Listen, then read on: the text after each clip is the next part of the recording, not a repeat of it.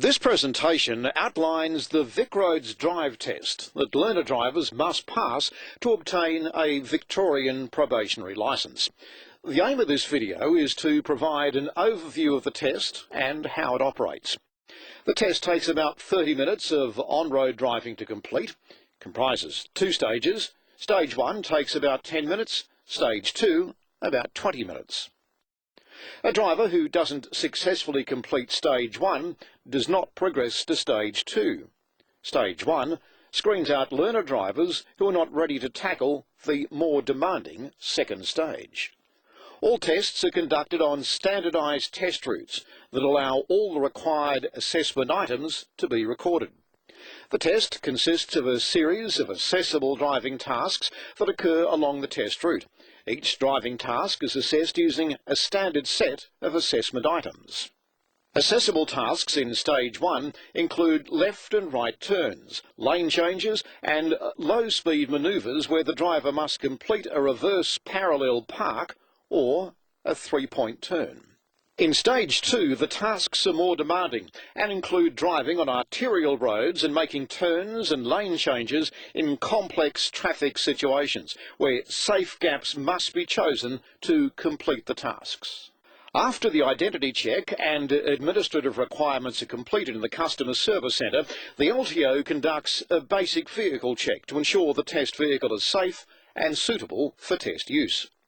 Following a satisfactory vehicle check, Stage 1 proceeds, with the LTO directing the driver around the test route by means of clear, standardised instructions, such as, at the next street, turn left, or when safe, move to the left lane.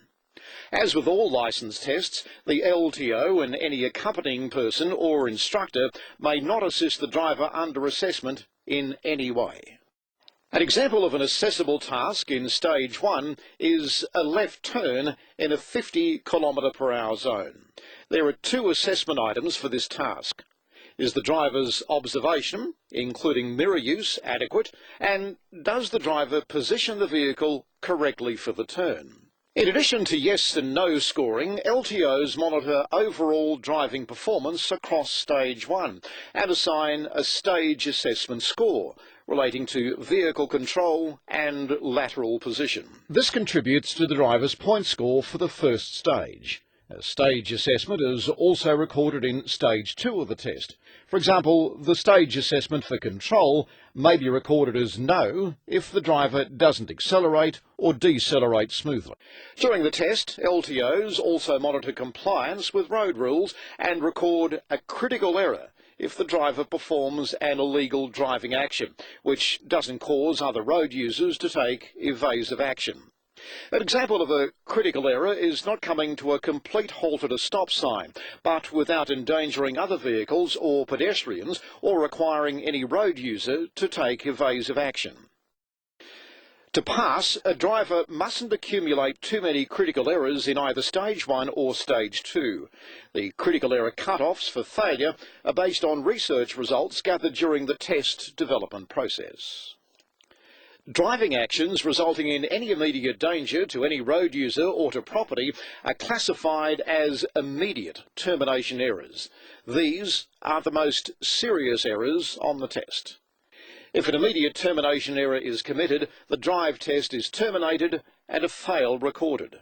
For example, failing to give way to another vehicle or a pedestrian when turning would result in an immediate termination error being recorded. The test is also terminated if a driver accumulates too many critical errors in either Stage 1 or Stage 2. Critical error cut-offs for immediate termination are also based on research results gathered during the test development process. Following completion of all tasks, including the low-speed manoeuvre, the LTO completes the score sheet for Stage 1 and checks to see if the candidate meets the minimum requirement to progress to Stage 2. A ready reckoner is provided to assist the LTO. If the requirements are met, the LTO moves on to Stage 2. When the criteria for progression are not met, the test is terminated and the vehicle returns to the Customer Service Centre by the safest and most direct route. Stage 2 requires the driver to demonstrate sound driving skills in more complex and challenging traffic environments. Stage 2 is conducted mainly in 60 to 80 km/h speed zones. An example of a task in Stage 2 is a right turn from an arterial road into a side street, where the driver must select a safe gap in oncoming traffic. To satisfy the criteria for this task, the driver must demonstrate satisfactory observation before and during the turn, give and maintain a satisfactory right turn signal, and select a safe gap in traffic to complete the turn. Another assessable task in Stage 2 requires the driver to demonstrate that they can maintain control of the vehicle when driving straight on unlaned arterial roads. This is known as a straight drive. A lane change to the right on a laned arterial road is another assessable task in Stage 2. This is performed in preparation for the next task, a right turn, so the driver is not instructed to change lanes, but rather, at the next street, turn right. This requires the driver to judge where and when they should change lanes in preparation for the turn. Following the lane change, the driver is required to make a right turn into a side street. This requires the driver to pick a safe gap in the two lanes of oncoming traffic.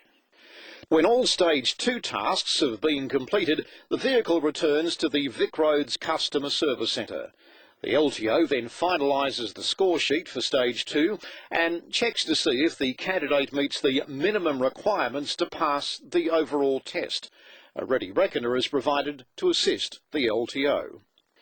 If the requirements are met, the LTO advises the driver they've passed and directs them to the appropriate counter for licence issue. Successful test candidates also receive feedback on areas of their driving that could be improved. That's via a summary on a copy of the score sheet given to them by the LTO. If the requirements for a pass are not met, the driver is advised they've not been successful and provided with feedback by the LTO on areas requiring improvement. Again, this is provided via a summary section on a copy of the score sheet given to the driver at the conclusion of the test.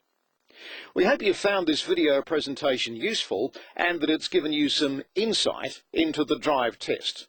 Further information on the test may be found on the VicRoads website or via pamphlets and information sheets available from VicRoads customer service centres across Victoria.